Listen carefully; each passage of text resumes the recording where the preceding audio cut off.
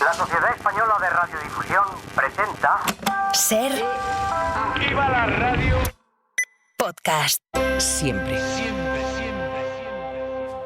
Estás escuchando El Abierto de Hoy por Hoy. Cada día analizamos las noticias más relevantes de la actualidad, las claves políticas, económicas y sociales, con las voces de los protagonistas y los distintos puntos de vista de nuestros tertulianos.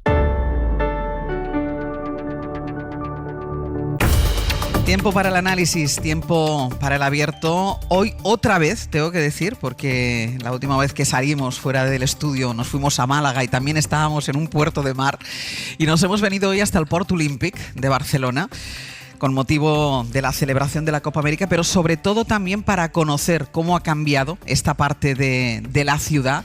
Ayer yo vine al Port Olímpic a ver esta zona, no había venido desde hacía años. El taxista que me trajo dijo exactamente lo mismo, cómo ha cambiado esto. Y yo invito a los oyentes que hoy han venido personalmente a vernos aquí al Port Olímpic que se den una vuelta para que vean qué diferencia, qué bonito, qué ganas dan de salir y de pasear por este Port Olímpic de Barcelona. Tendremos tiempo de hablar del Port, de hablar de la Copa América, de hablar del mar. Ahora lo que toca es hablar de actualidad y para eso hoy están aquí con nosotros en directo Víctor Lapuente. ¿Qué tal? Muy buenos días. Muy buenos días, Ángels. ¿Cuánto tiempo hacía que no venías al Port Olímpico Pues de Barcelona? mucho tiempo también. Y era de noche seguramente. Seguramente. Estefanía Molina, muy buenos días. Muy buenos días, Àngels. Y Josep Ramoneda, muy buen día. Hola, buen día. ¿Tú hacía tiempo que no venías por aquí también? No, a pasear, pero más bien por las mañanas tranquilas. Es otra franja horaria a la de Víctor. Vamos con la actualidad, que viene además muy cargada, porque es mañana de resultados electorales en Reino Unido, que además ha sido una noche larga de escrutinio. Se cerraron los colegios electorales a las 11 de la noche y los resultados oficiales empiezan a conocerse hace tan solo unos minutos. Todavía no ha terminado al 100% el recuento de votos. Tardan los británicos en hacerlo, llevan haciéndolo, como les decíamos, desde la madrugada, pero con lo que hay recontado hasta ahora, y hay un titular claro, y es que los laboristas han ganado, han arrollado con mayoría absoluta, con su mejor resultado en 27 años, y los conservadores van camino de tener el peor resultado de toda su historia. And as Big Ben strikes 10, the exit poll is predicting a Labour landslide. Bridget Maeve Phillipson, 18,837. You have voted. It is now time for us to deliver. Thank you very much. En Londres está nuestro equipo de enviados especiales siguiendo esta jornada electoral. En la sede del gobierno, en Downing Street, está el corresponsal de la SER, Lucas Font. Lucas, hola de nuevo. Hola, buenos días. Y en Westminster está Antonio Martín. Antonio, hola. Hola, Ángels. Antonio, decía yo lo que tardan los británicos en recontar los votos en una noche electoral. ¿Sigue todavía el recuento? Sí, les queda poco, les quedan ya 12, una docena de asientos por asignar, así que ya está casi terminado. Y a la espera de esta docena, ¿cuál es la fotografía ahora mismo de la Cámara de los Comunes? Pues mira, solo queda por confirmar si Keir Starmer logra superar los resultados históricos de Blair del año 97, cuando consiguió 418 representantes. Aún está algo por debajo de la marca de entonces, pero se va acercando. En este momento, 410 asientos tiene ahora mismo el Partido Laborista en la Cámara de los Comunes. El total, recordemos, son 650. Y los conservadores confirman su mayor debacle histórica. Se quedarían en este momento en 118. Si miramos el mapa con más detalle, es una victoria sin paliativos de los laboristas en las circunscripciones de todas las grandes ciudades del Reino Unido. Ganan en los barrios de Londres, en Liverpool, en Manchester, en Cardiff o en Edimburgo. Más allá de esta marea roja que va a llegar a los comunes, los liberaldemócratas serán tercera fuerza, 68 asientos. Entra el populismo de derechas de Nigel Farage, aunque ha logrado vencer en muy pocas circunscripciones, así que se queda con solo 4 parlamentarios. Y destaca también el importante retroceso del nacionalismo escocés, pierde más de 30 asientos, ya que en Escocia también han ganado con amplia ventaja los laboristas. Lucas, tú estás en la sede del gobierno británico y vamos a ver hoy la escenificación de este cambio de ciclo político. ¿Cómo ha recibido allí la opinión pública estos resultados? Porque Sunak ha pedido perdón y el próximo primer ministro ya ha dejado claras cuáles son sus prioridades. Sí, Starmer ha celebrado la que ha sido una victoria arrolladora del Partido Laborista y ha prometido traer cambios al país. Le escuchamos. We have the chance to repair our public services because we changed the party. Decía Starmer que tenía la oportunidad de cambiar los servicios públicos porque ha cambiado el partido y su idea es cambiar también el país. Un líder laborista que se ha quedado a apenas unos escaños de distancia de la histórica victoria de Blair en 1997. Y en el lado opuesto está el Partido Conservador con un Rishi Sunak que ya ha admitido la derrota. The British people have delivered a sobering verdict tonight. There is much to learn and reflect on. Decía Sunak que el pueblo británico ha emitido un veredicto solemne esta noche, que hay mucho que aprender y que reflexionar y que asume la responsabilidad de la derrota. La debacle conservadora abrirá ahora un proceso de renovación interna que comenzará con la búsqueda de un nuevo líder. Algunos miembros del Partido Conservador han reconocido los errores cometidos en los últimos meses y ya están mostrando sus cartas de cara a esa sucesión. Habrá que ver quiénes son a partir de ahora los posibles candidatos, porque muchos altos cargos del partido han perdido su escaño, entre ellos una de las presuntas candidatas, Penny Mordaunt. Así que muchas cosas por saber todavía, Ángels, entre ellas si el gobierno laborista será capaz de revertir la deteriorada situación del país, entre ellos pues los servicios públicos, ¿no? La sanidad y la educación. Es una mañana de mucha actividad ahí en Londres. El perdedor de las elecciones irá a despedirse del rey, pero el ganador de las elecciones irá a reunirse también con el monarca, con Carlos III. Pero ¿cuánto habrá que esperar, Lucas, para la formación del gobierno? Bueno, lo primero será la dimisión de Sunak como primer ministro, algo que está previsto que anuncie aquí en las puertas del número 10 de Downing Street en las próximas horas.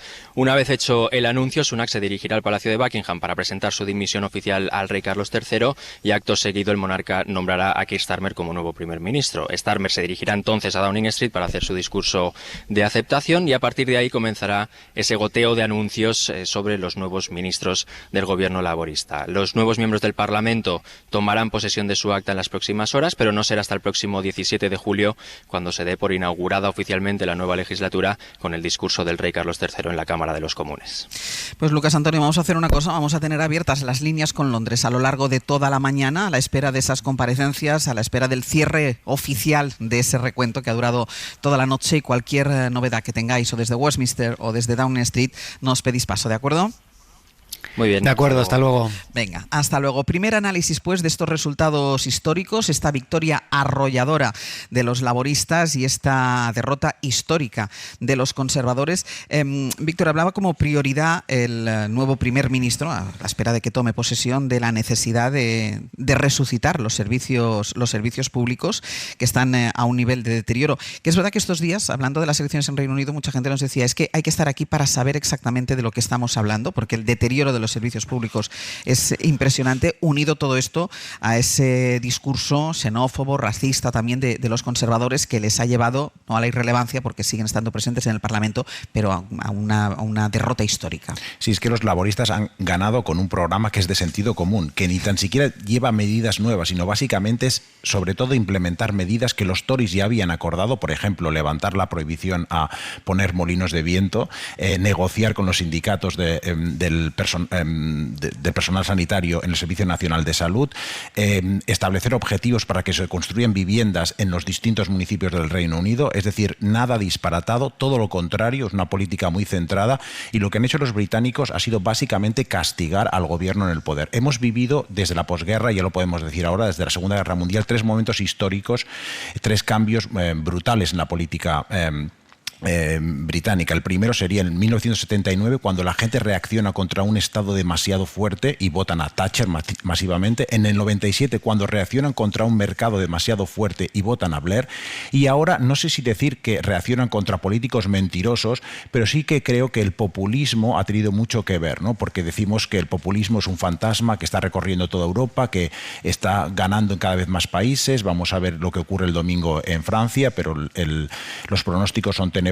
Sin embargo, en el Reino Unido lo que hemos visto es que el populismo ha sido desplazado, porque el Partido Conservador ha sido seguramente el que ha puesto en marcha las mayores políticas populistas que hemos visto en Europa, construyendo en función de mentira sus políticas, la mentira institucionalizada del Brexit, que seguramente es la mayor mentira de la historia de las democracias occidentales, las pequeñas mentiras de las fiestas del Partygate de Boris Johnson, también la idea de democracia plebiscitaria, es decir, que no decida el Parlamento, que decidan los ciudadanos y hagamos un referéndum para salir del Brexit, por ejemplo, y por supuesto la antiinmigración. ¿En qué otro país ningún gobierno prácticamente populista ha puesto en marcha ideas tan alocadas como deportar a los solicitantes de asilo en aviones a Ruanda? Por tanto, yo creo que es un castigo al populismo El laborismo también tuvo su tentación populista con Corbyn, la ha abandonado y yo creo que al final los británicos han votado por sentido común. Si esto fuera un castigo, si es un castigo al populismo, sería una buena noticia en cualquier caso, Josep, ¿no? En medio de la oleada que estamos viviendo. Yo creo que es muy interesante ver cómo en 15 días hemos visto,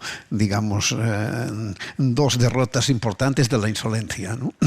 La insolencia elitista, tecnocrática de Macron, que se consideraba pues él solo capaz de conducir las cosas por donde fuera necesario, incapaz de entender qué pasaba en la sociedad, y la insolencia populista representada evidentemente por el Partido Conservador británico y sus 14 años de gobierno, ¿no?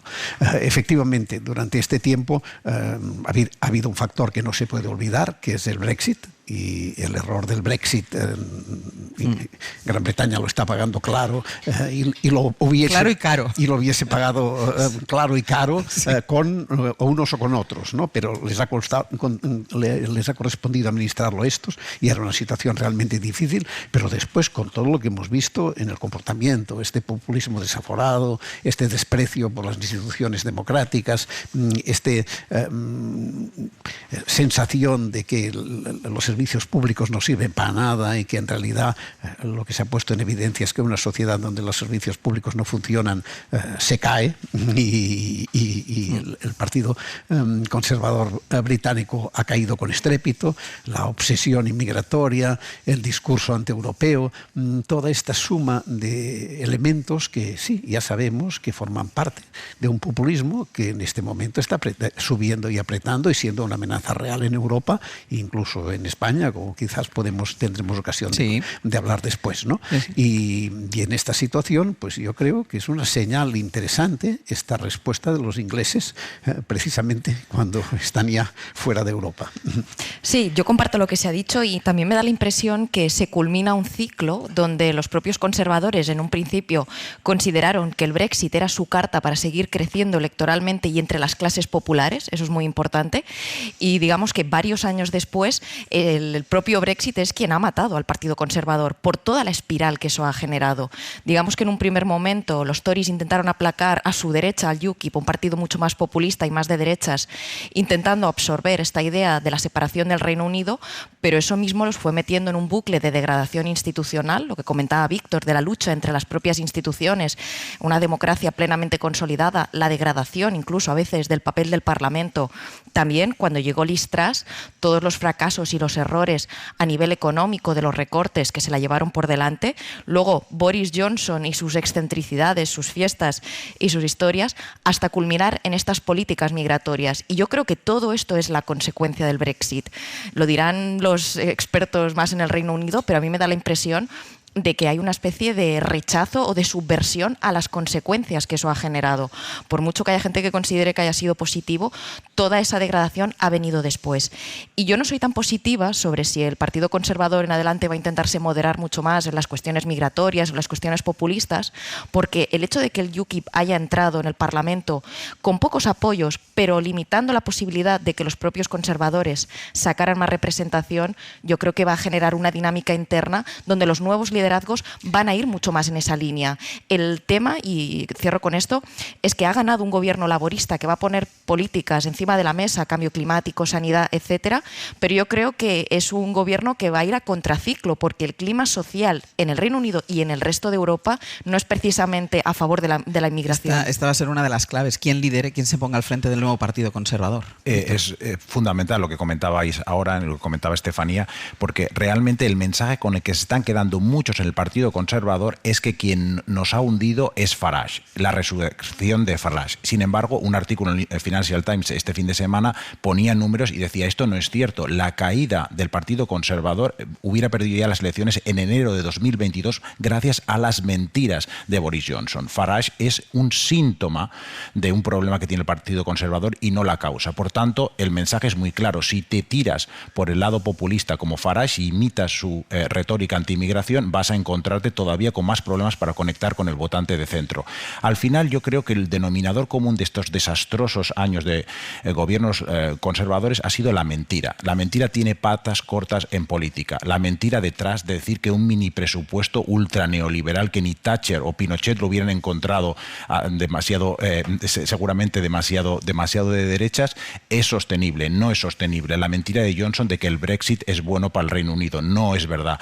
O la mentira de Sunak respecto a la inmigración. Esas tres mentiras y en el fondo subyace esta idea de que puedes engañar al público y a corto plazo puede resultar rentable, a medio o largo plazo las consecuencias es esta noche que se han acabado los calificativos para la prensa británica. Sí. Noche terrible, terremoto, pues bueno, es mucho más de lo que ellos imaginaban y gracias yo creo que a esta fórmula que es completamente errada de guiar la política, ¿no? Pero es que es lo de siempre, ¿no?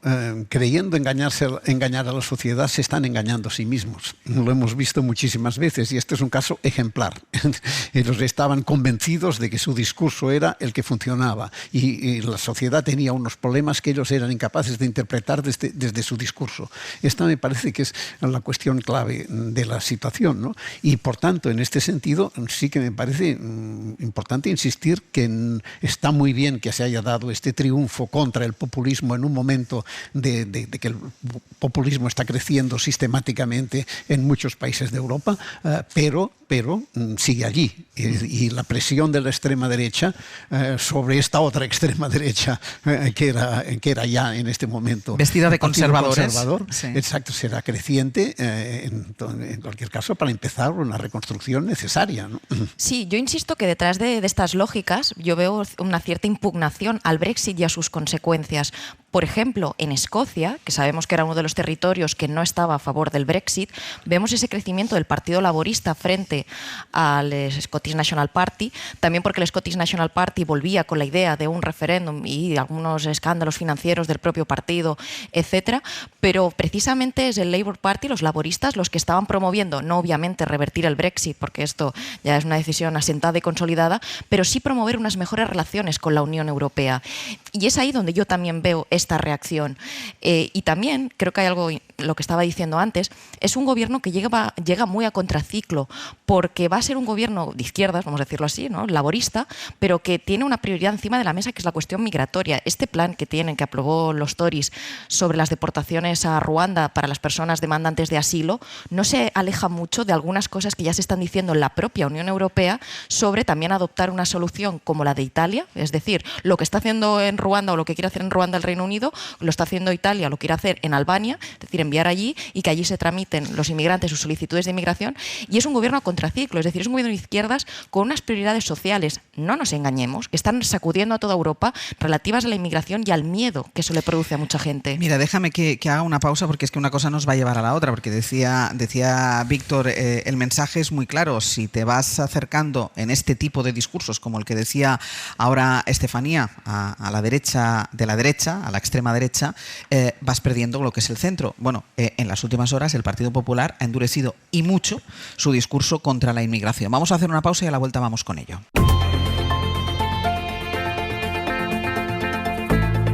El Abierto. Ser podcast.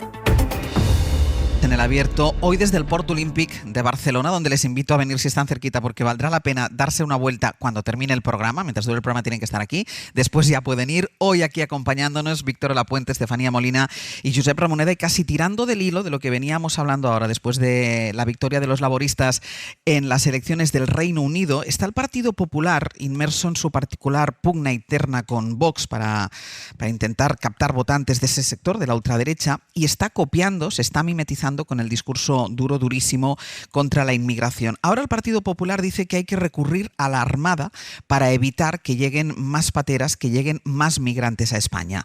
Mariela Rubio, buenos días. Hola de nuevo, Ángeles. ¿Está convencida la dirección del Partido Popular, Mariela, de que esta es la estrategia correcta para no darle aire a Vox con la inmigración, que es el discurso que de hecho ha disparado a la ultraderecha en el resto de Europa?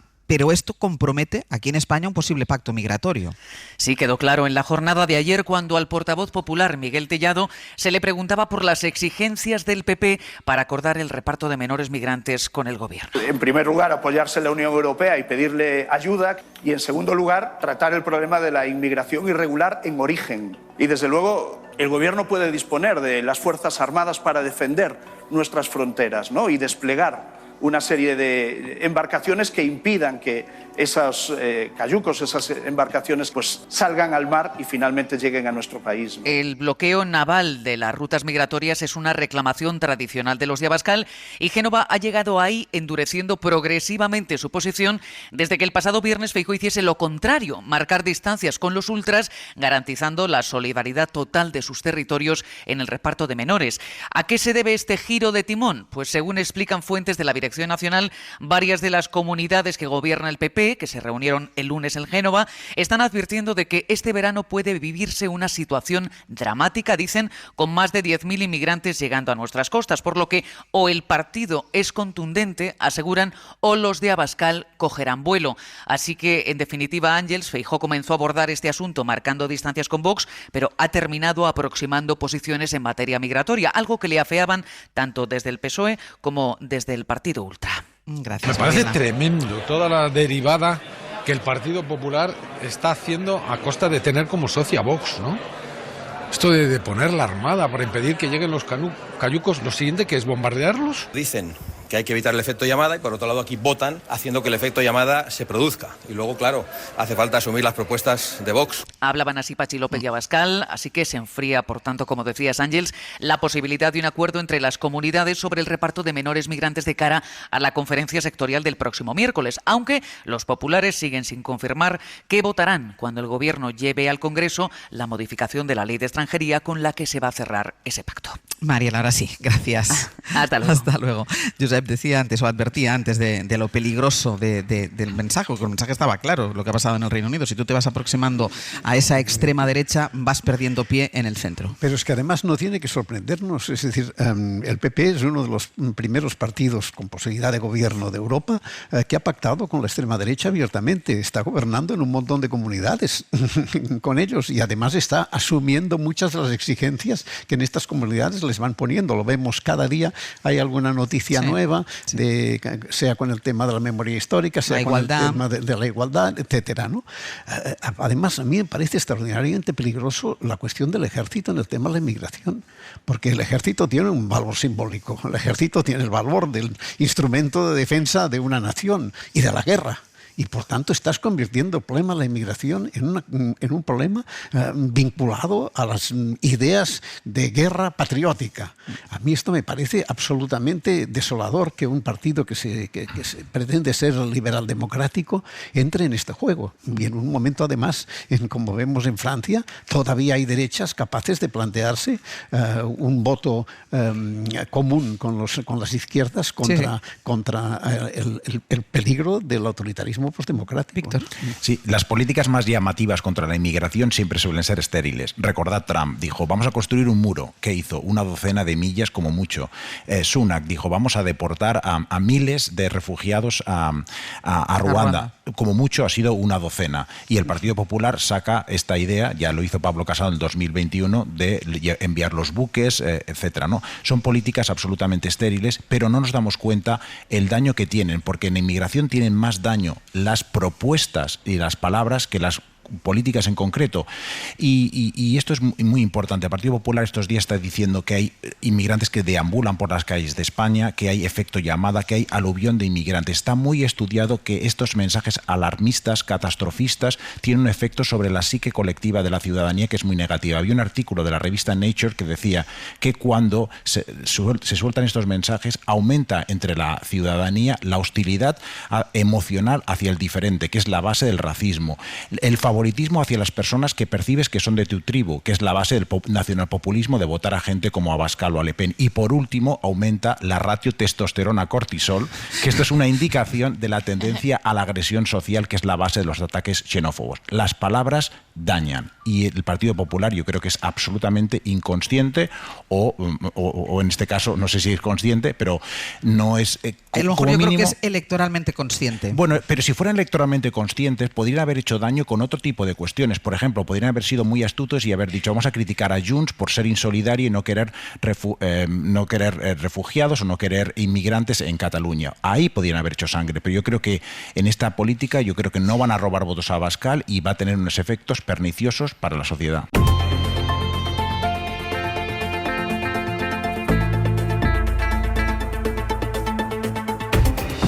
En el abierto desde el Port Olímpic de Barcelona con Víctor Lapuente, Estefanía Molina y Josep Ramoneda. Estábamos con el análisis del endurecimiento del discurso del Partido Popular sobre la inmigración, la propuesta que lanzó ayer el Partido Popular de sacar a la Armada, mandarla a las costas de África para evitar la llegada de más pateras a España. Y decía Estefanía, decía Víctor, es verdad que el enunciado de las medidas contra la inmigración, porque es para luchar contra la inmigración, son estériles, o pasa que son peligrosas. Sí, efectivamente, yo creo que cuando se escucha esto, lo primero es pensar que es inhumano e insolidario. Esto lo primero, porque son unas personas que se han echado al mar, que huirán de todo tipo de horrores que estén viviendo en su país. Lo segundo, que es ultraderechista, decía yo las claves, pero es que lo más importante es que la Armada no se dedica a eso. Esto es completamente surrealista. Es decir, los buques de la Armada no están para interceptar cayucos, derribarlos, disparar a cayucos. Al contrario, incluso cuando interviene la Armada en cuestiones relativas a la inmigración, es en misión de rescate. Y luego ya se ve dónde se dirigen esas personas o qué se hace.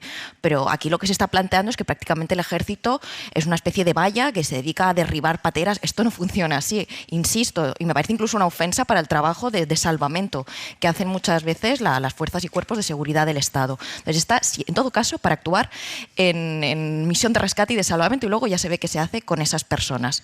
Pero yo creo que el PP se ha metido en esta especie de excentricidad, porque ya hace varios días que está el run este, lo comentabais Mariola en el tema informativo, de que el Partido Popular, es decir, el Gobierno de Canarias, PP y Coalición Canaria, ha pactado con el Gobierno de España repartir cuotas de menores migrantes. Muchas comunidades del PP que gobiernan con Vox se la tienen que envainar, obviamente, porque lo ha pactado una comunidad autónoma con el Gobierno de España. El PP parece que acepta, pero a cambio, como Vox presiona para que no acepte, digamos que se tienen que inventar esto para desviar la atención y decir, no, sí, nosotros no nos quedamos con estas cuotas, pero hacemos este discurso. Es preocupante. Yo estoy de acuerdo con lo que decía Víctor. Esto lo que genera es una especie de deshumanización de la persona que tienes delante, del drama que sufren esas personas. Y como decía en el caso del Reino Unido, hemos de ser conscientes de que esto está pasando, en este discurso está acampando a sus anchas a contraciclo, porque tenemos un gobierno progresista.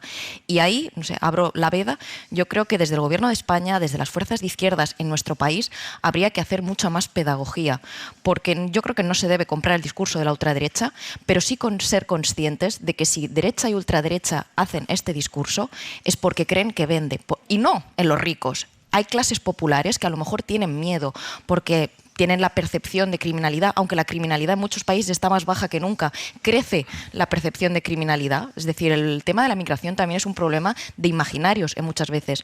Y otras veces, a lo mejor la referencia que tienen es de su centro de salud, que creen que está saturado, o de su colegio, que creen que hay una cuota muy elevada de migrantes, y esas cosas habría que ponerles datos y explicarlo, porque si no se fomenta esta especie de espiral del silencio, donde campa el discurso de la ultraderecha, mientras el gobierno no es de este ciclo, no es un gobierno ultraderechista, porque yo creo que la izquierda ahí también hace una dejadez de una pedagogía necesaria. Yo creo que la cuestión básica de esto es que estas respuestas de la derecha no son para resolver el problema, sino que son para atraer hacia sí un determinado votante. Sí. No tiene más objetivo que este, pero ya saben perfectamente que no van a resolver el problema de esta manera. Y entonces yo quiero insistir en el valor simbólico, es decir, en mandar el ejército contra los inmigrantes es convertirlos en enemigos de la patria. Es un valor simbólico muy fuerte, que se entiende por lo que ha hecho siempre la derecha con la inmigración, que es maximizar el problema. El problema de la inmigración no es el principal problema de España. Genera algunos problemas, pero no es el principal problema de España. En algunos casos incluso, Josep, es la solución para algunos de los problemas de España. Entre otras cosas, porque... La natalidad, por ejemplo. El caso de Cataluña es clarísimo. 2 millones de personas han venido de fuera en los últimos años y se necesita 1 millón más en los próximos 10 para que podamos seguir cobrando las pensiones. Es así de sencillo. Víctor, voy contigo. Pero fijaos que cuantos más inmigrantes necesitamos, más utiliza la ultraderecha este mensaje contra la inmigración, ¿no? El Partido Popular en estas semanas tocaba aplaudirlo, de hecho, porque tenía una predisposición a que las comunidades autónomas gobernadas por el Partido Popular se sumaran a ese acuerdo entre Canarias y el gobierno por el reparto. Tocaba aplaudirlo. Entonces es curioso que cuando el Partido Popular sustantivamente se acerca al Partido Socialista, retóricamente intenta diferenciarse todavía más, ¿no? Y ayer lo vimos también en el Pleno del Congreso sobre el acuerdo para la reforma del Consejo General del Poder Judicial. La idea es, vamos a llamar populista a Sánchez, vamos a decir que la legislatura empezó como un error y avanza como un horror, como dijo ayer Tellado, pero al mismo tiempo vamos a pactar cosas. Y es un poco la dinámica española, que tenemos esta retórica centrífuga, pero al mismo tiempo tenemos unas políticas centrípetas y de momento bastante centradas, con lo cual nos hemos de felicitar por eso, porque todavía no vemos las medidas disparatadas de Salvini o de Sunak en otros países, y vamos a ver más pactos seguramente en la ley de extranjería, y yo creo que la retórica agresiva del Partido Popular anticipa que pueda haber precisamente un acuerdo con el Partido Socialista en la ley de extranjería. Lo veremos seguramente en un pacto de Estado contra la violencia de género, y yo creo que ayer Patxi López lo resumió muy bien, dijo: busquemos el acuerdo, lo demás son cuentos. Pues vamos a ver muchos cuentos, pero también yo creo que vamos a ver acuerdos. Sí, y cuando se plantea esta medida disparatada, yo creo que se da la impresión como si España fuera la ciudad sin ley, ¿no? Aquí no hay nada, se tira la gente al mar y llegan a las costas y nos invaden a todos. Esto es completamente disparatado. España, para empezar, ya tiene vallas, tiene seguridad en sus fronteras.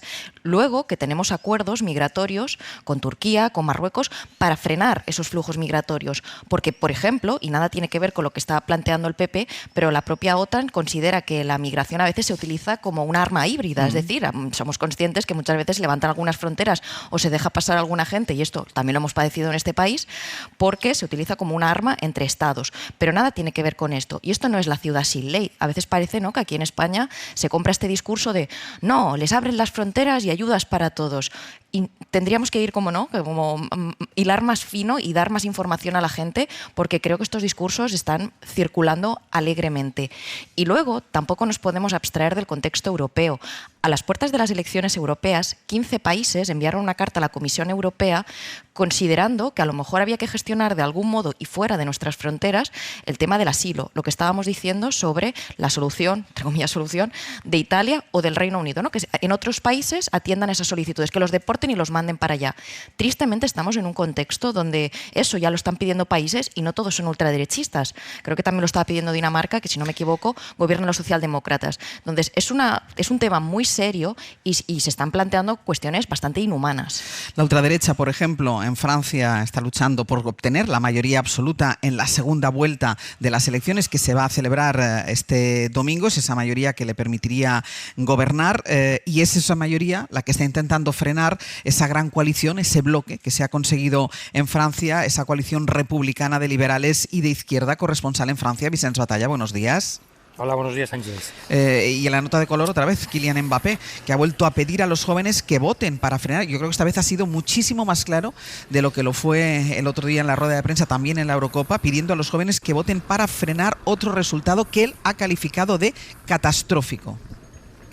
Sí, bueno, Mbappé sigue sin decir el nombre del reagrupamiento nacional del partido de Marine Le Pen, pero se le entiende todo, evidentemente. El otro día Koundé habló de forma mucho más clara, pero, es decir, la clave, que es el mensaje que está enviando Mbappé, sobre todo, es la gente joven, porque la gente joven es la que vota menos. Los que fueron a votar un poco más en la primera vuelta votaron mayoritariamente a la izquierda. Se supone que si se movilizaran más, pues la extrema derecha todavía tendría más dificultades para poder tener esta mayoría absoluta. Escuchamos lo que decía ayer Mbappé.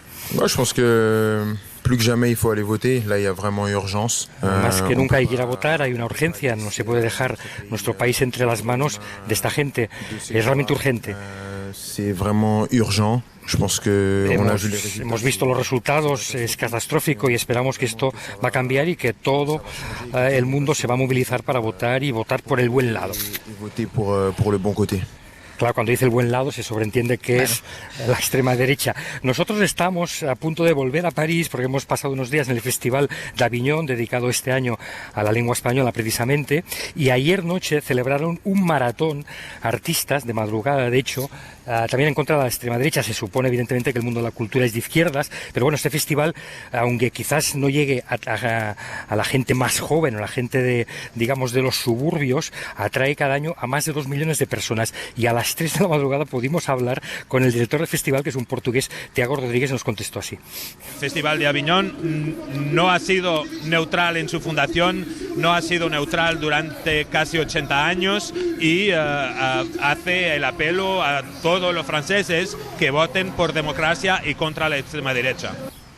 O sea, me parece que su caso sí que está muy claro, con también cuál es el mensaje. A nivel ahora mismo de encuestas, que ayer todavía se podían publicar, la extrema derecha con este frente republicano de macronistas de izquierda ahora conseguiría un máximo de 240 diputados, cuando la mayoría absoluta está en 289. El nuevo Frente Popular sería un máximo de 200 y los macronistas podían superar los 100 diputados, aunque pasarían a ser terceros, con lo cual parece que la extrema derecha no va a conseguir esta mayoría absoluta, pero evidentemente estamos especulando. Y un dato importante que acaba de decir el ministro del Interior, Darmanin: esta campaña se ha notado mucha agresividad, ha habido muchos altercados, incluso con la portavoz, el equipo de la portavoz del gobierno tuvo un altercado el otro día, también cuando estaba pegando carteles, y Darmanin ha cifrado en 51 candidatos o militantes que han sido agredidos durante esta campaña, con lo cual esto da una imagen un poco de hasta qué punto ahora mismo el ambiente en Francia está crispado.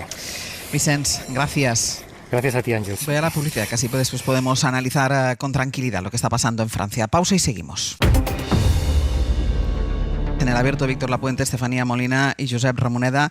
Josep, elecciones en Francia, es posible que no obtenga esta mayoría absoluta que persigue, que busca el Frente Nacional, que busca la ultraderecha de Marine Le Pen. Ahí ha sido posible, antes hablábamos de la buena noticia o de la señal para el optimismo, el hecho de que los laboristas hayan frenado a la ultraderecha, lo que pasa que con camiseta de partido conservador en el Reino Unido, y aquí la capacidad que ha tenido ese liberal Macron o los liberales de Macron a unirse con la izquierda. Cuidado, porque es más aparente que real, en mi opinión. Es evidente que finalmente se ha impuesto esta consigna. El propio Macron estuvo diciendo en algunos momentos, lanzando mensajes del ni ni la extrema derecha ni la extrema izquierda, hasta que de pronto se dio cuenta de que ya no podía seguir por esta línea, y en la noche electoral Gabriel Attal salió con un mensaje muy claro, que es el que después ha funcionado. Pero esto no quiere decir que este mensaje esté instalado. Hay un sector de la derecha que indudablemente preferirá a Le Pen que no intentar entrar en una especie de coalición con las izquierdas, y esto está claro y lo están diciendo. La derecha ha tenido su propio problema interno. Exacto, su propio problema interno, ¿no? Entonces, claro, es verdad que en este momento empieza a haber un poco la esperanza de que Le Pen no consiga la mayoría absoluta, que es lo que determinaría ya una situación completamente nueva, porque sería imperativo nombrar un primer ministro de Rassemblement Nacional, pero después, ¿qué pasa? Es decir, imaginemos que sí, que esta vía se cumple, que la extrema derecha cree que da cierta distancia a la mayoría absoluta y que por tanto se puede pensar en un primer ministro que no sea de extrema derecha. ¿Qué pasa? Es decir, intentará Macron, a pesar de todo lo que ha ocurrido, imponer que el primer ministro sea suyo. ¿Aceptará la izquierda que sea esto? En la izquierda hay muchos problemas, una cierta complejidad, y un personaje que para mí es tóxico, que es Mélenchon, que hace muy difícil acuerdos razonables. Bueno, estamos en una situación particular. Francia tenía un bipartidismo muy singular que había funcionado siempre, a veces con apoyo de grupos centristas, dos grandes partidos, y a veces con una cosa que no se recuerda y que es muy importante, que es con los sistemas de cohabitación. Es decir, Jacques Chirac gobernó 5 de sus 7 años, 5 con Lionel Jospin de primer ministro, y no pasó nada. Ahora de pronto, digamos, se ha saltado esta lógica, en parte por el delirio centrista de un personaje singular como Emmanuel Macron. Víctor. Pues estoy muy de acuerdo. Macron ha violado la primera regla de las elecciones, que es no convoques elecciones anticipadas a no ser que seas Pedro Sánchez. Luego, que se lo digan a Per Aragonés. Efectivamente, otro. Yo creo que se produce una paradoja en esta última década. Vemos cómo el centro ha ido perdiendo fuelle en toda Europa. Lo vimos con la caída del Renew, del partido que agrupa a los partidos liberales en el Europarlamento. Lo hemos visto con Macron, lo vimos en su momento con Renzi, lo hemos visto con Rutte, pero al mismo tiempo las elecciones se ganan en el centro, como hemos visto esta misma noche con Starmer. ¿Cuál es la diferencia entre Starmer o los laboristas y estas políticas de centro que están pues amortizadas? Pues la diferencia es que Starmer pone la ideología por delante. Es decir, yo tengo una ideología de izquierdas, una ideología laborista, sin estridencias, o sea, no voy a aumentar mucho los impuestos, pero sí voy a aumentar el IVA voy a poner un IVA a los colegios privados, etcétera. Una política de izquierdas sin estridencias. Macron, siguiendo la estela de Renzi, de Rutte y de muchos otros, ha hecho esta, que ha calificado antes Ramoneda muy bien, de insolencia, esta idea de no defiendo las políticas de centro, defiendo la política, defiendo el gobierno de los expertos, defiendo la tecnocracia. Y la ciudadanía está harta de los partidos tradicionales, y ese es uno de los motivos por los que asciende el populismo, pero también está harta de la alternativa que le han dado desde Bruselas o desde muchos think tanks, que es esta idea de la tecnocracia, de que estamos por encima del bien y el mal, algunos políticos, y nosotros confiamos en los expertos. No existen las soluciones de expertos. La solución es la política, y bien una política de centro-derecha moderada, o bien una política de centro-izquierda también moderada, como la de Starmer. Sí, yo creo que Francia es el vivo ejemplo de que a veces creemos que la ultraderecha es un problema electoral. Mientras no saquen un escaño, se ha solucionado el problema. Pero es que esto no es verdad. O sea, la ultraderecha es un problema social, un problema ideológico. Es la constatación que en tu sociedad hay gente que compra esos postulados. Y me da igual que saquen un escaño que 25 o que incluso lleguen a gobernar. Obviamente las consecuencias de que gobiernen son mucho peores. Pero pongo el foco en eso. Francia se ha montado un sistema alrededor del cual se tiran 4 o 5 años haciendo políticas lo más parecidas a las que haría la ultraderecha, y de golpe llegan las elecciones y se dice, bueno chicos, hay que impedir el avance de la ultraderecha. Y tú dices, esto ahora va de números, va de que no saquemos más que ellos o que ellos no saquen más que nosotros. Entonces, esto yo creo que desde el propio centro, y si el propio centro se hunde, es porque el propio Macron también ha comprado algunas de estas soluciones, algunas de sus leyes, creo que también del tema migratorio, han salido adelante con esos apoyos. Y se ha visto como la competición, a medida que iban saliendo otras ultraderechas, pues estaba el Frente Nacional de Marine Le Pen. Luego, Zemmour, el propio partido de Macron, se ha ido escorando hacia esa línea. Entonces, seamos conscientes, no es un problema electoral, no se trata solo de que nos saquen más escaños, hemos conseguido combatir a la ultraderecha, eso ya está en tu sociedad, hay gente que cree que es un problema, pues habrá que hacer políticas para que la gente no lo perciba así, entonces se le quitarán las ganas de votar eso. Y luego, por último, leí una teoría muy interesante que me parece también muy arriesgada, y es la idea, lo decía Ramoneda, de que a lo mejor en el macronismo se había instaurado la percepción de que si llegaban a primer ministros y se producía esa cohabitación, a lo mejor también era una forma de desarmar a la ultraderecha. Es decir, que toquen poder para que la gente empiece a ver todo su populismo en su máximo esplendor y muchas de las cosas que a lo mejor no van a poder hacer o no son una solución. La veo un poco arriesgada. No, a mí me parece que hay una cosa muy importante, que es que tenemos una visión bastante sesgada de Francia, ¿no? Claro, con Francia lo primero que pensamos es París, y en París han ganado los socialistas y con ventaja, y la extrema derecha ha sido irrelevante. Es uno de los pocos lugares, porque en el 93% de las circunscripciones llegó primero a la extrema derecha. ¿Qué es lo que pasa? Cosas que no percibimos desde fuera en la vida cotidiana. Se ve en el sur de Francia, por ejemplo, se ve muy evidente. Los lugares sanitarios cada vez están más lejanos. Los transportes públicos no llegan donde llegaban. La gente se va yendo. Todas estas cosas van creando un desapego, una sensación. El otro día leía un texto muy interesante, Le Monde, sobre el coche. La gente está irritada porque en todas partes tiene que ir con coche. Y el que no tiene coche ya no puede ir. ¿Por qué eso? Porque no funcionan los sistemas. Porque tienes las cosas muy alejadas, las cosas que necesitas, porque cada vez hay menos tiendas. Estas son cosas difíciles de percibir desde fuera, si no es en el contacto, en la vida real de estos. Y son las razones que explican. Sí, pero la ultraderecha, Josep, no les da alternativas a esto tampoco. No ofrece programas de gobierno. Pero les compra el cabreo. Les compra el cabreo. Sí. Vamos, ¿ibas a decir algo, Víctor? Sí, muy brevemente. Sí. Que una de las variables más correlacionadas con el voto a Le Pen en Francia son los kilómetros de distancia desde tu casa a una estación de tren.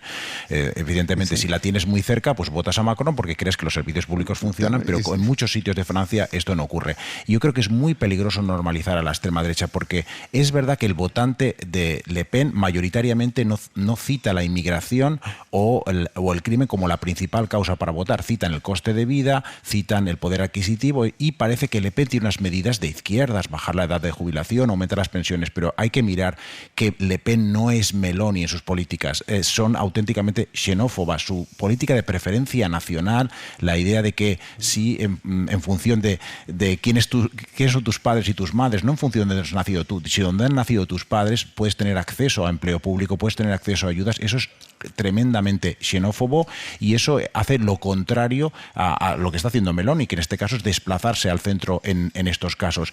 Jean-Marie Le Pen, no sé si recordáis, hace muchos años dijo aquella frase de: me gustan más mis hijas que mis sobrinas más que mis primos y mis primos más que mis vecinos, y realmente eso armó un escándalo. Pues bueno, pues eso se está transformando en propuestas políticas concretas que Le Pen puede poner en marcha a partir del lunes.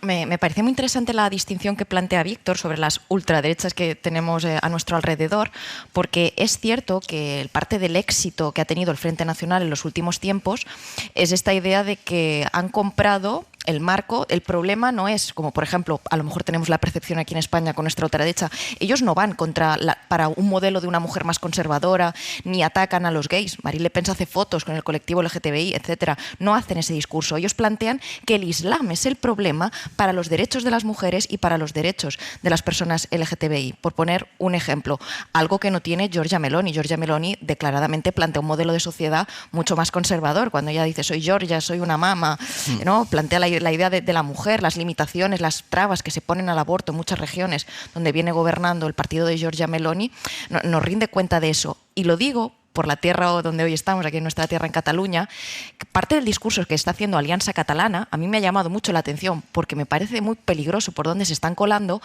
Creo que el otro día colgaban en un consistorio la bandera LGTBI, es decir, están comprando más el modelo francés, esta idea de, para no generar anticuerpos entre las mujeres LGTBI y otras personas normales y corrientes de progreso, pues ellos ponen la bandera y dicen, no, el problema es el Islam, los moros que vienen aquí. Entonces, cuidado, porque a veces parece que compran el marco de tus valores, pero es mucho más peligroso, y eso genera el crecimiento de esas ultraderechas. Hay un medidor de cuándo una ultraderecha puede hacerse mayoritaria, cuando las mujeres empiezan a votarla, porque normalmente las mujeres tienen un voto mucho más conservador frente a los extremos. Cuando las mujeres empiezan a votar opciones de ultraderecha a lomos de estos discursos, son formaciones que se pueden hacer grandes. Déjame con una última cosa, que ha llegado ya aquí al Port Olímpic el alcalde de Barcelona, y vamos a hablar con él en un ratito, pero hoy a las 10 de la mañana en la Plaza Castilla, en los juzgados de Plaza Castilla, declara Begoña Gómez, la mujer del presidente del gobierno, citación del juez por la investigación de un presunto delito de tráfico de influencias y corrupción en los negocios. Ahí en Plaza Castilla está Pedro Jiménez. Pedro, buenos días. ¿Qué tal, Ángels? Buenos días. A ver, dos cosas. La primera, y nos lo contabas antes, el dispositivo policial que hay montado en torno a la entrada de estos juzgados de Plaza Castilla.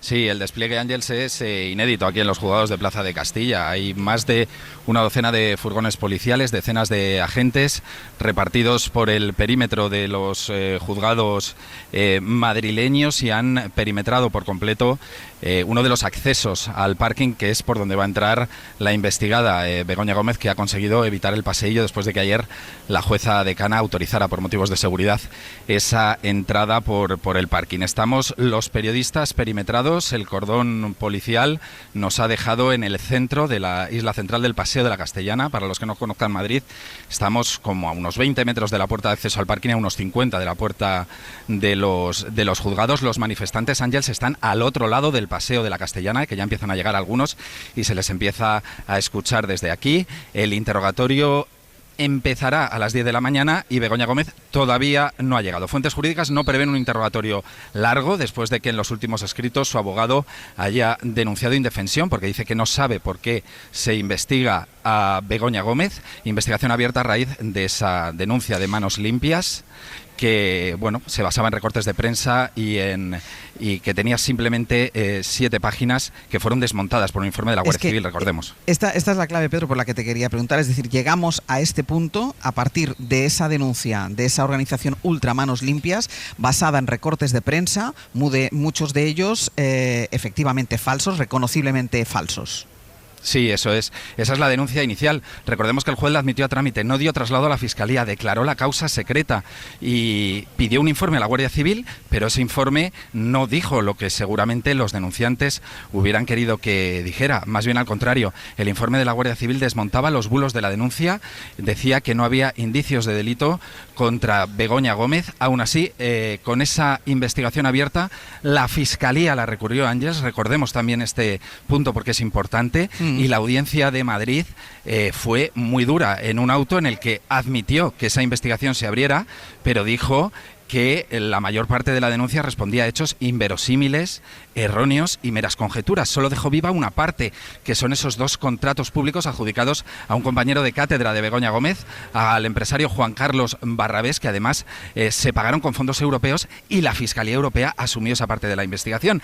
A pesar de todos esos reveses judiciales, el juez Peinado ha mantenido la citación como imputada de Begoña Gómez en el día de hoy, en la mañana de hoy, y bueno, vamos a ver qué es lo que ocurre, ¿no? Porque fuentes jurídicas nos apuntan a que Begoña Gómez puede negarse a declarar porque no conoce los hechos por los que se le investigan. Es una investigación prospectiva, dice su abogado.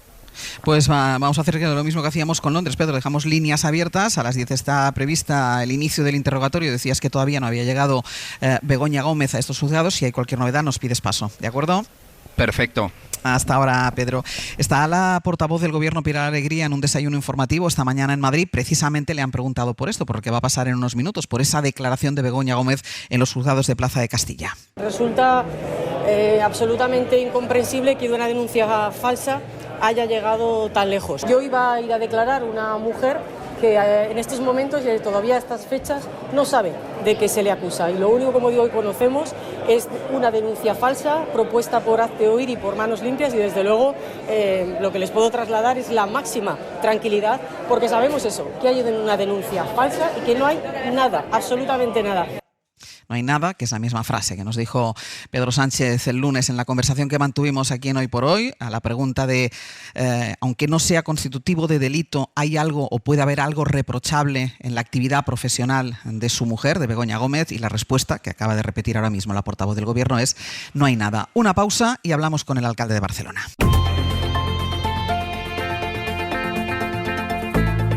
El Abierto. Ser podcast. En el Abierto, Víctor Lapuente, Estefanía Molina, Josep Ramoneda, y saludamos ya al alcalde de Barcelona, Jaume Collboni. Alcalde, ¿qué tal? Muy buenos días, muy buen día. Muy buen día, muy buenos días y bienvenidos y bienvenidas al Port Olímpic de Barcelona. Bueno, puedo decir al nou Port Olímpic, porque al nou Port Olímpic de Barcelona. La transformación que está viviendo, porque todavía no está al 100%, pero la transformación que está viviendo esta zona de Barcelona, del puerto de Barcelona, es, antes lo hablábamos en el inicio del programa, yo que no había venido aquí desde hacía muchísimo tiempo, alcalde, me ha parecido otro Port Olímpic. Este tipo de proyectos necesita siempre de un acontecimiento, y estamos hablando de la celebración de la Copa América, para poder tirarlos adelante. Este es un gran espacio que gana la ciudadanía de Barcelona. Piensa que el espacio público que recuperamos en el Port Olímpic equivale a 4 manzanas del distrito del Eixample. Es un espacio que va a ser de paseo, va a ser de ocio. Va a haber una zona de restauración, de restaurantes y bares. Ganamos un gran paseo, una gran rambla nueva, que es el Dic de Rassell, dique de abrigo.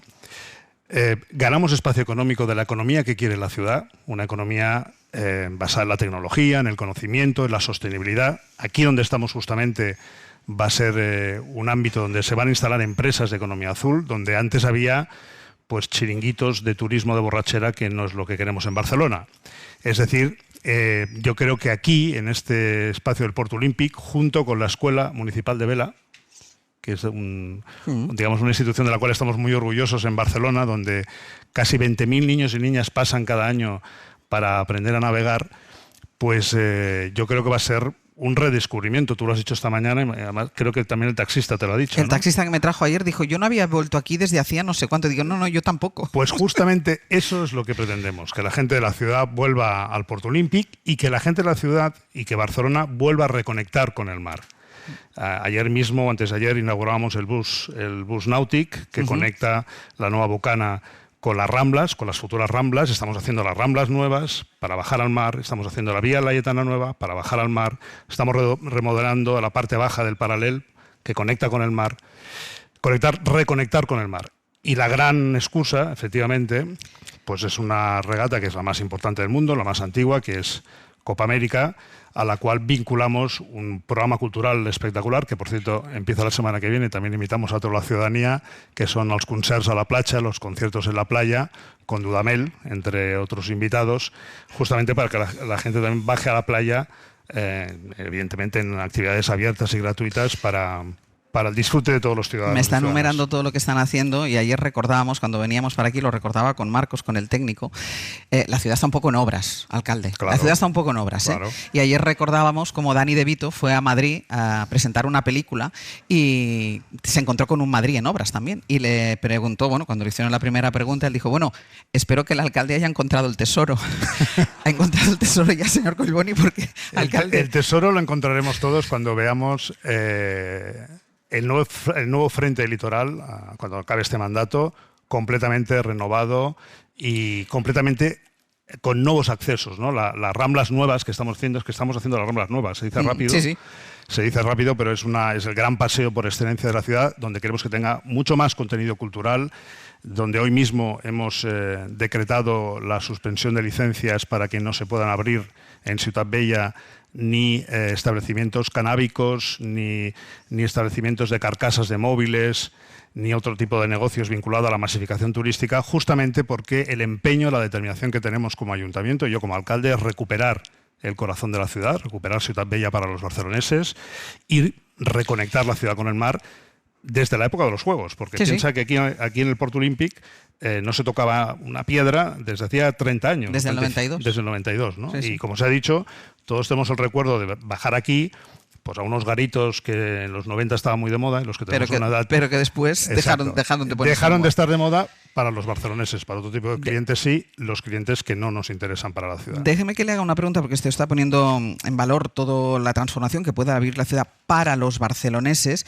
pero, y usted lo sabe, porque además, y ahora hablaremos de la serie de medidas que usted está poniendo en marcha, la primera, por ejemplo, la más reciente, la de esta misma mañana, sobre este tipo de establecimientos que habla, pero los barceloneses tienen que irse de Barcelona, alcalde, porque no pueden pagar el alquiler en Barcelona. Por eso hemos anunciado que queremos eliminar los pisos turísticos de la ciudad de Barcelona, entre otras medidas.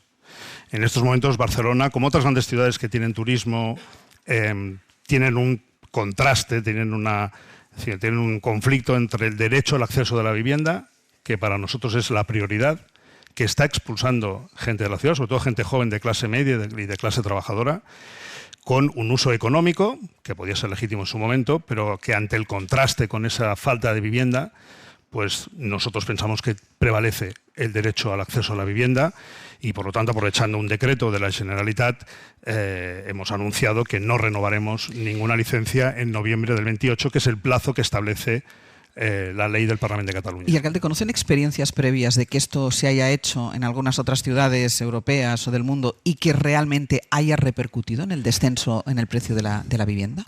Hombre, objetivamente, poner 10.000 viviendas de golpe en el mercado yo creo que es relevante.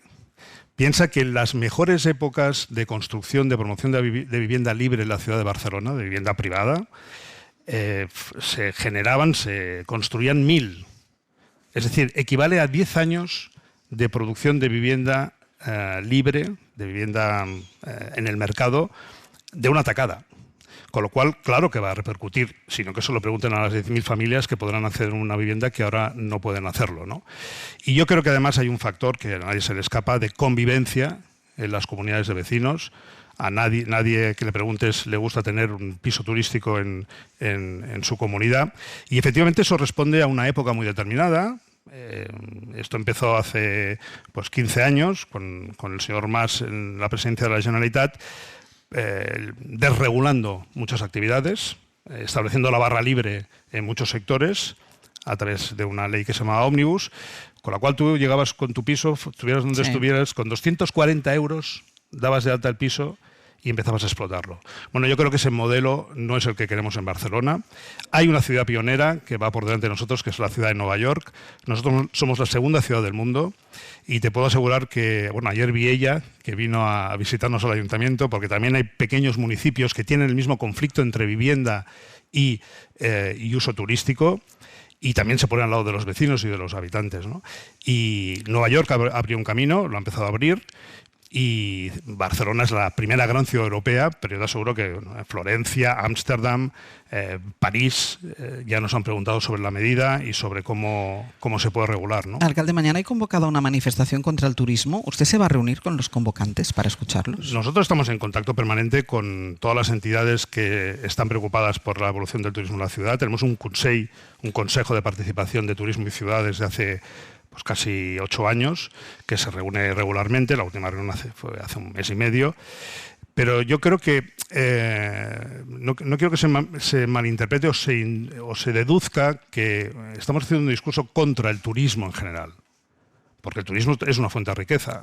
Genera empleo, genera movilidad. Pero masificado es un problema para el que vive en la ciudad. El tema es la masificación del turismo y las consecuencias en una ciudad de la masificación turística. Estamos en eso, en limitar, evidentemente, cuando se dice, bueno, entonces, ¿qué hay que hacer? Limitar, bueno, lo que puede hacer una ciudad, lo que puede hacer, porque la gente que quiere venir, viene, es limitar la oferta. Es decir, no poner a disposición más, entre comillas, camas disponibles en la ciudad y limitar la oferta, o limitar el acceso, o poner una tasa turística. Nosotros somos la única gran ciudad de España que tiene tasa turística que pagan los turistas, con lo cual hacemos 3 cosas.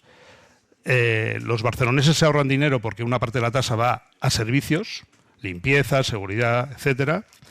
Hay una segunda parte que va para Turismo de Barcelona, para sus actividades, y una tercera muy importante que hemos empezado este mandato, que es el retorno social del impuesto turístico.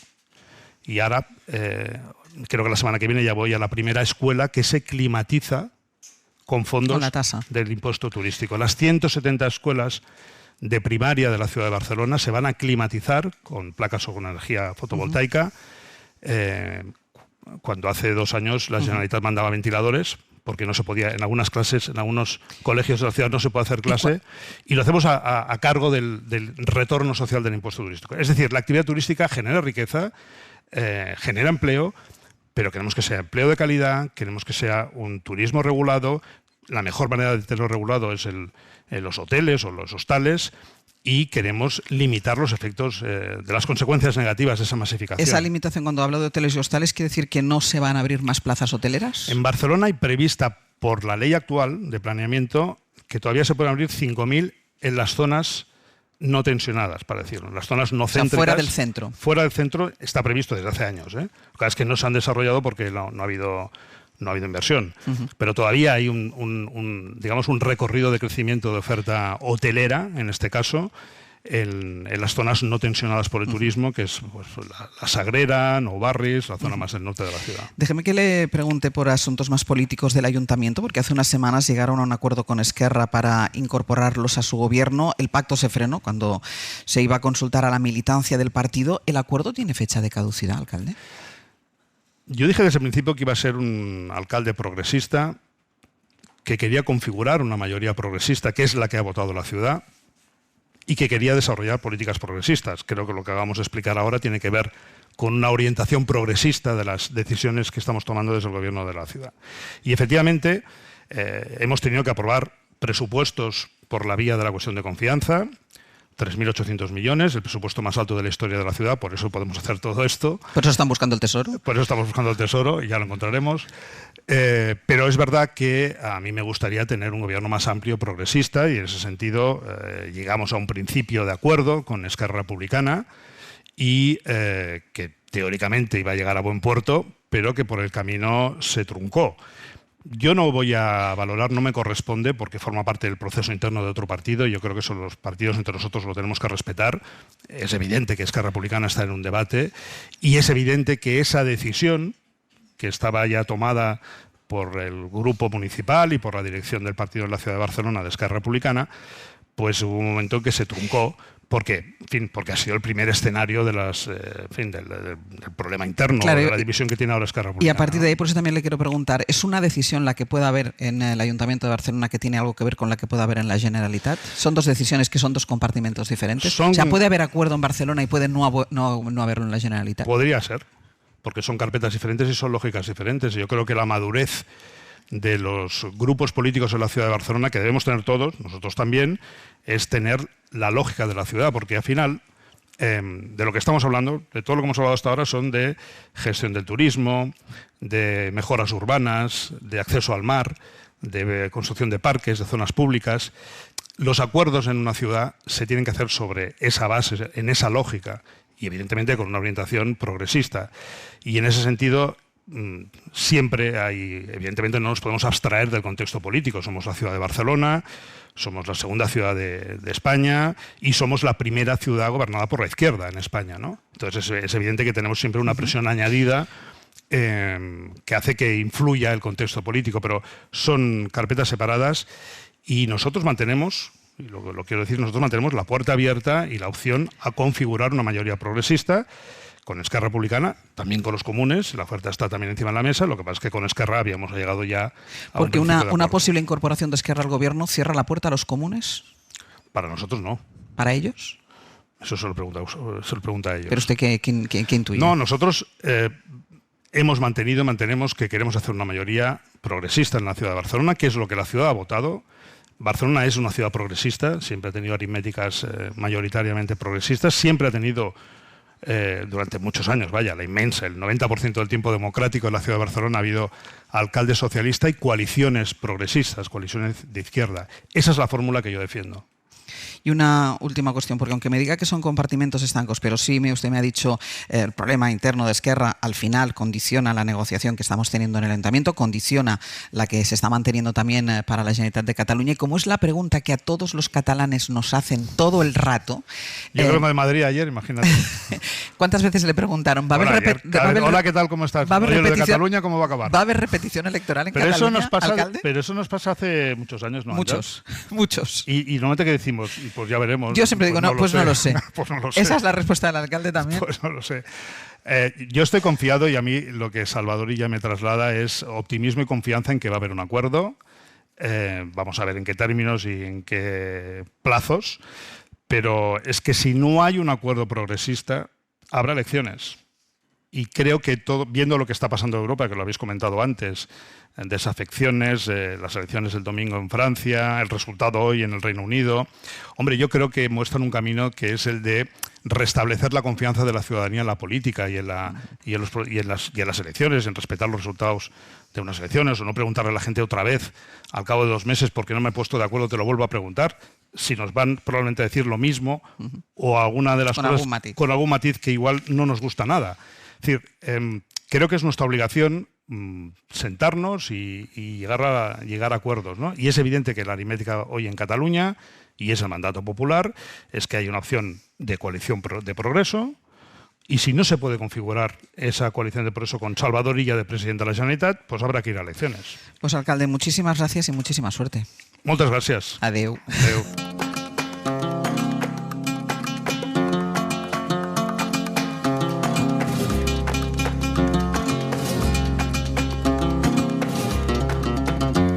Ahí está esa hechicera gitana.